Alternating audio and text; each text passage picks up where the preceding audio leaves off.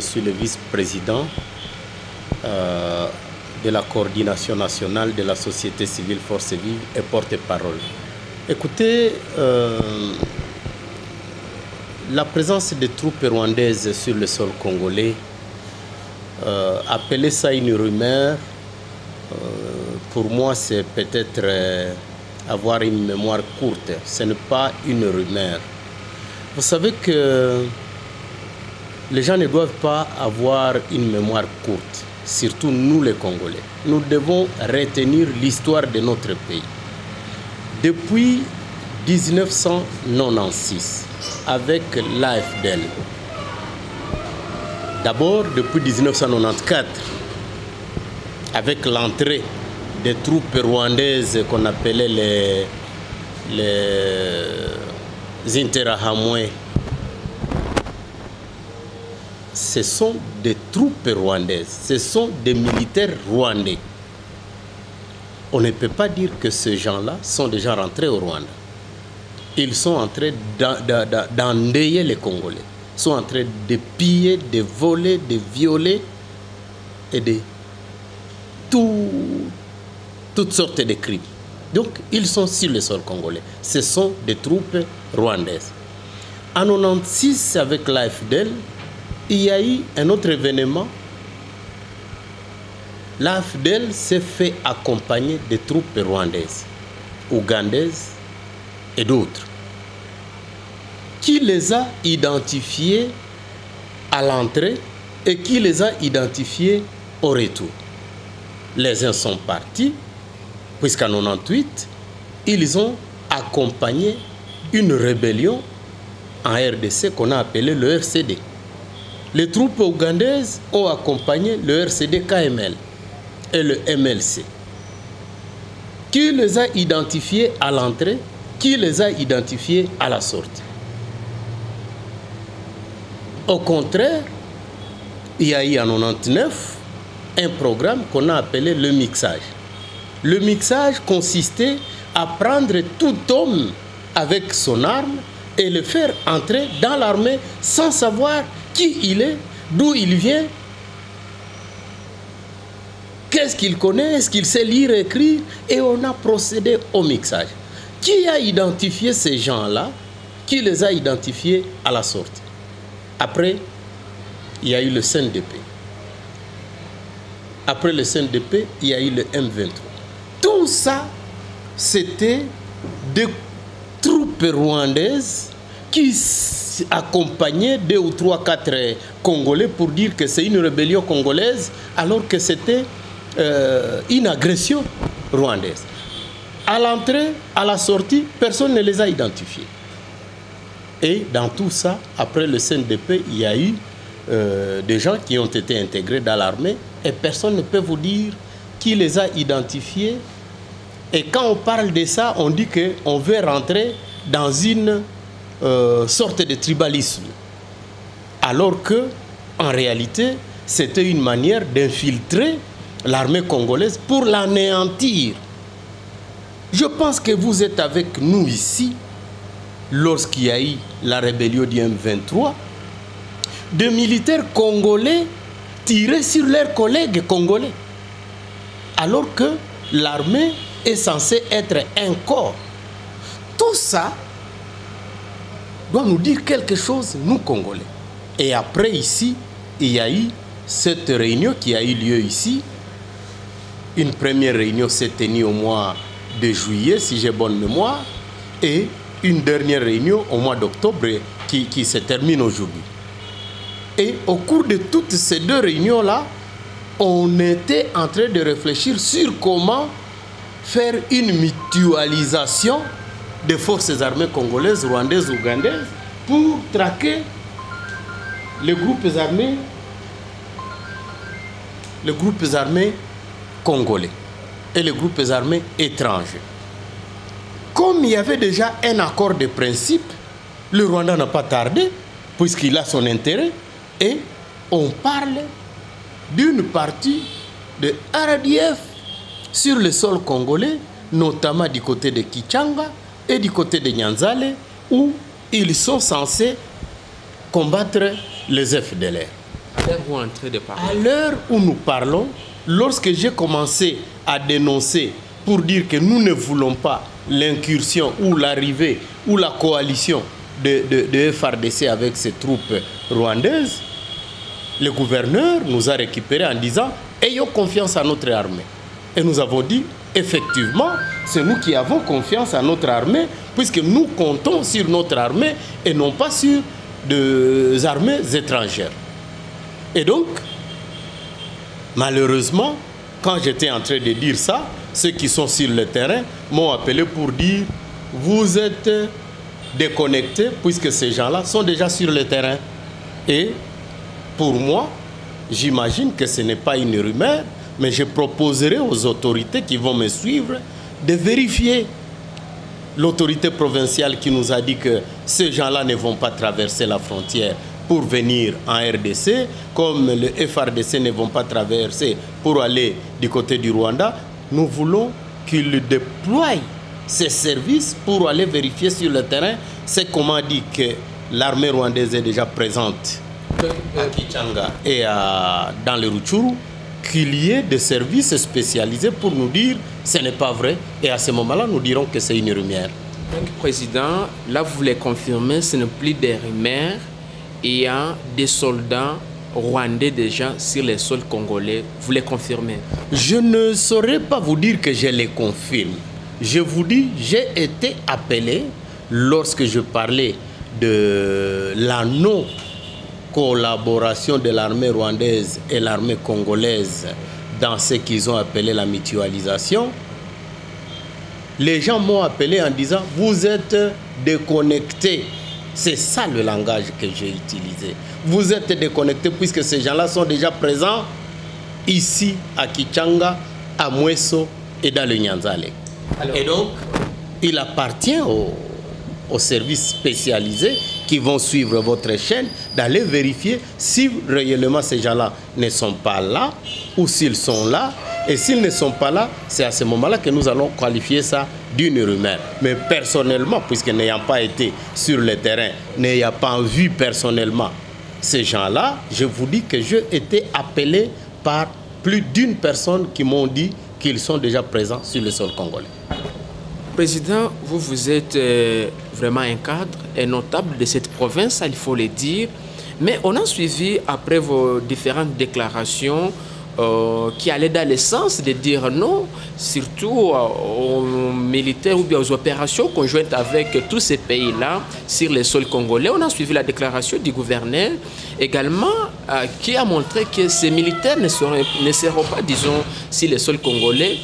Vite, il y a eu le porte-parole des FARDC, le général Kassonga, lui aussi qui a montré qu'il n'y aura pas vraiment... Ce qui nous a beaucoup plu, puisque ces assurances-là de l'autorité provinciale, moi-même personnellement, j'ai salué cette assurance du porte-parole de l'armée congolaise, j'ai salué, mais je continue à soutenir que ça ne suffit pas. Ces rumeurs-là, puisqu'il faut dire... Une rumeur, c'est aussi une source d'information. Donc, si il s'avérait que ces gens-là sont sur le terrain, il faut que l'autorité provinciale qui nous a demandé d'avoir confiance à notre armée, de dire si c'est vrai ou faux à travers ses services, puisqu'il est présent partout, il peut avoir l'information plus que nous, mais personnellement, j'ai eu des appels qui m'ont rassuré que ces gens-là sont sur le sol congolais. Dans ce même angle, Président, il y a les gouverneurs qui rassurent, il y a les porte-paroles, également aussi des FARDC qui rassurent vite, mais on vous alerte qu'il y aurait une troupe rwandaise sur le sol congolais. Mais pourquoi, selon vos analyses, qu'est-ce qui se cacherait derrière ces dossiers, Monsieur le Président? Écoutez, comme je l'ai dit, il n'y a personne... Et personne alors parmi les Congolais, sauf ceux qui ont la mémoire courte, qui peut accepter que l'armée rwandaise revienne ici. On a une triste expérience avec l'entrée des troupes rwandaises. En 1996, nous avons reçu des bastonnades sur les ventres. Nous avons vécu des militaires qui ont été tués à Kavumu. Nous avons vu des femmes éventrées.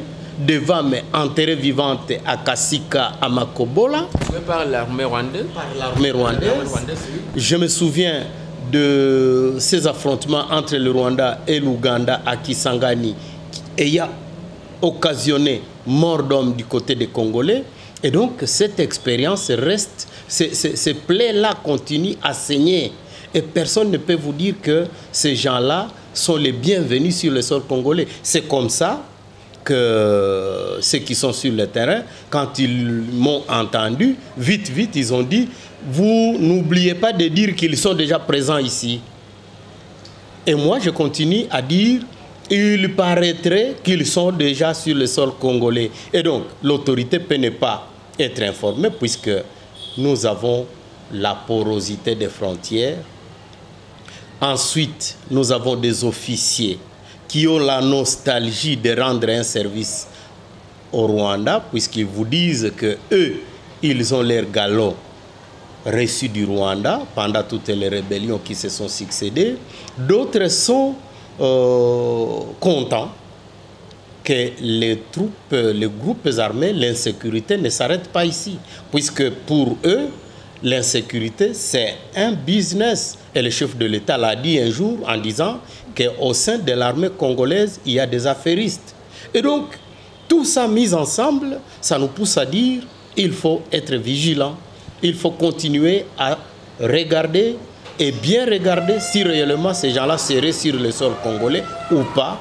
Puisque s'ils ne sont pas là, tant mieux, c'est à l'avantage des Congolais. Mais s'ils sont là, nous craignons qu'il y ait bientôt une autre rébellion, puisque chaque fois, j'insiste, je sais ce que j'ai dit, chaque fois qu'il y a incursion des troupes rwandaises, après le Umoja Wetu, il y a eu le M23, après la conférence de Goma, il y a eu le CNDP, après l'AFDEL à Kinshasa, il y a eu le RCD Goma, et donc les rébellions.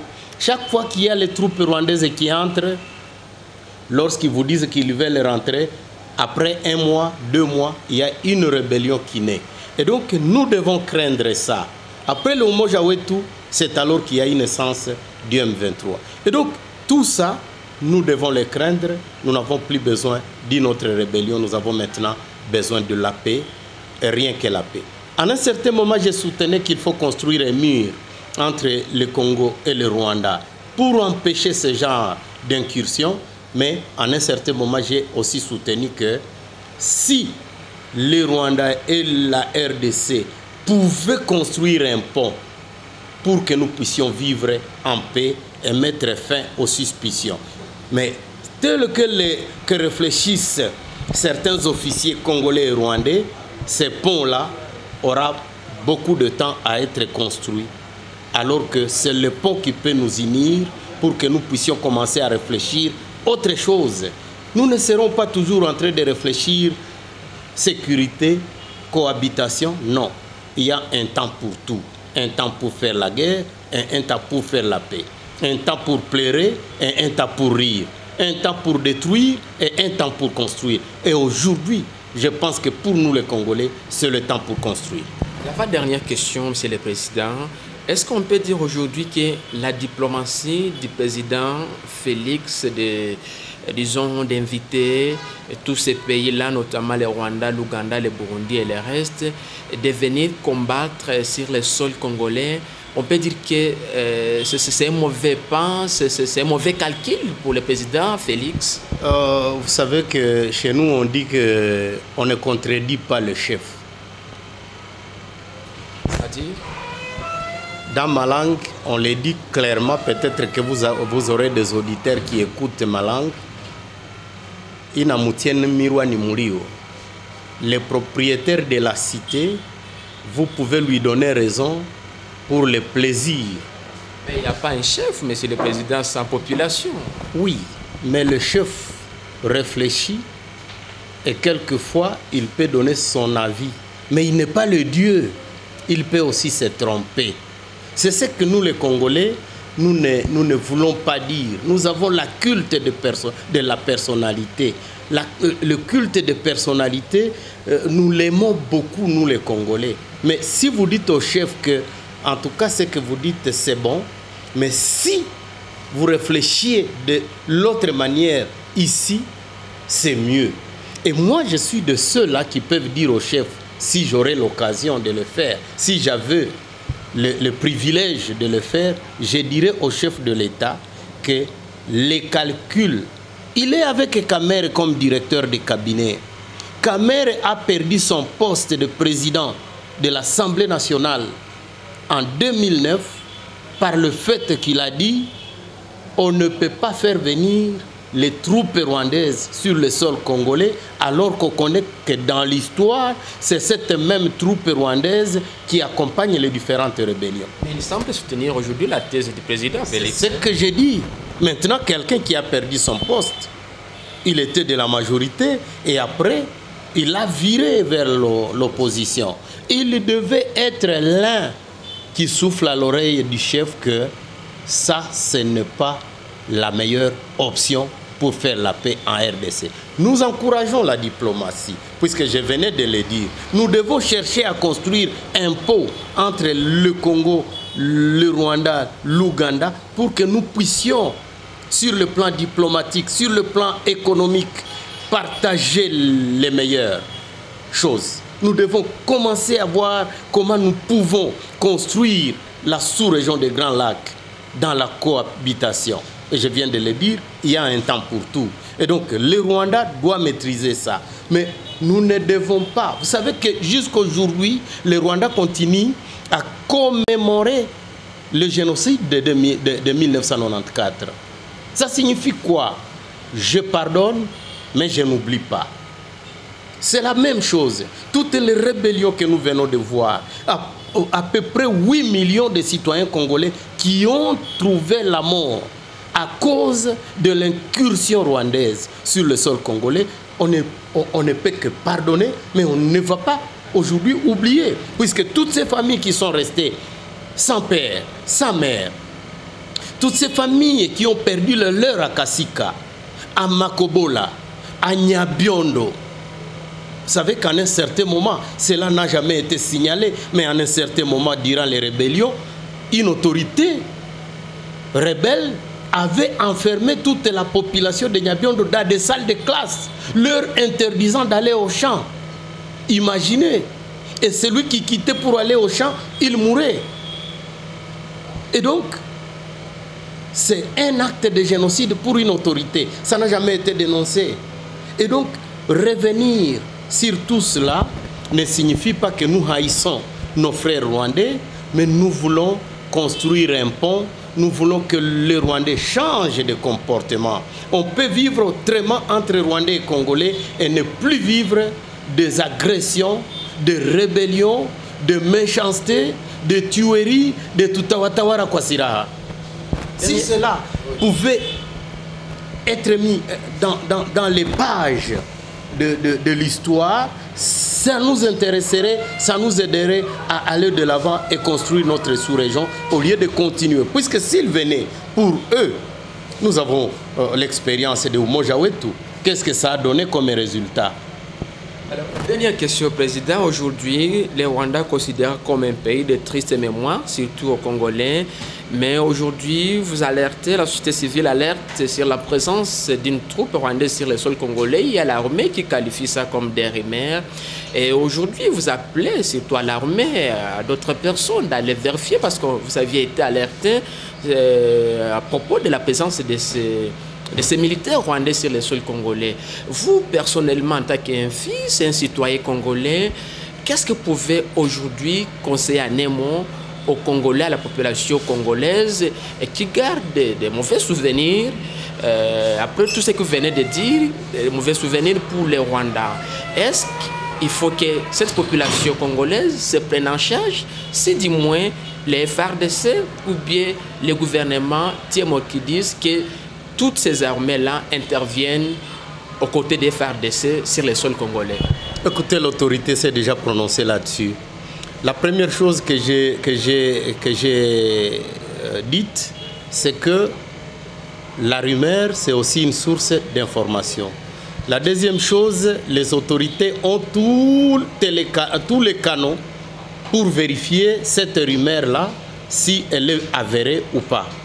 Troisième, je ne peux pas, en tant qu'acteur de la société civile, permettre à la population de se prendre en charge.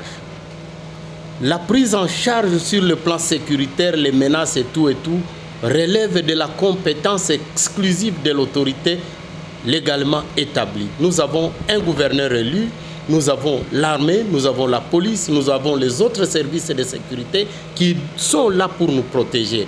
Une prise en charge signifie l'erreur qu'avait commise une autorité provinciale ici en demandant à la population de faire l'autodéfense populaire. Et ce qui est arrivé aujourd'hui. Il y a des populations qui détiennent, vous avez suivi il y a moins d'une semaine, dans un village à Massissi où on a récupéré plus de 15 armes dans une maison, dans une seule maison d'un citoyen ordinaire comme Thomas Daquin. Alors que moi, je ne peux pas, moi, je ne saurais pas, je ne le ferai même pas avoir une arme dans ma maison puisque ça s'appelle Siraha. Mais quelqu'un qui gardait plus de 15 armes dans la maison. Et donc, ces gens-là sont nombreux dans les Massissi, dans les Rutshuru. À Goma, ici, n'en parlons pas. Je ne soutiens pas. Là, si je comprends bien, vous appelez la population à soutenir les FARDC, peu importe les mixages. Avoir confiance. Le gouverneur l'a dit, je soutiens le langage du gouverneur.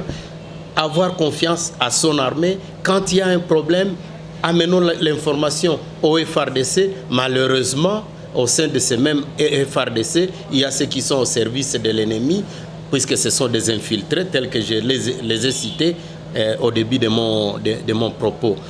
Si les FARDC veulent qu'on ait confiance à elles, il faut que les éléments FARDC prouvent aux Congolais qu'ils travaillent tel que cela est prôné dans la loi, que la police et l'armée est là pour protéger la population civile et ses biens. Et donc, si cela est le cas, je pense que la population aura confiance telle que nous sommes en train de le souhaiter en essayant de parler le même langage que l'autorité provinciale que je salue en passant. Merci beaucoup Thomas Daquin de nous avoir accordé cet entretien exclusif. C'est moi qui vous remercie et encore une fois, courage au FARDC, défendons notre patrie. C'est pour cela que vous vous êtes engagé sous le drapeau pour défendre la population et ses biens. Merci. Je vous en prie.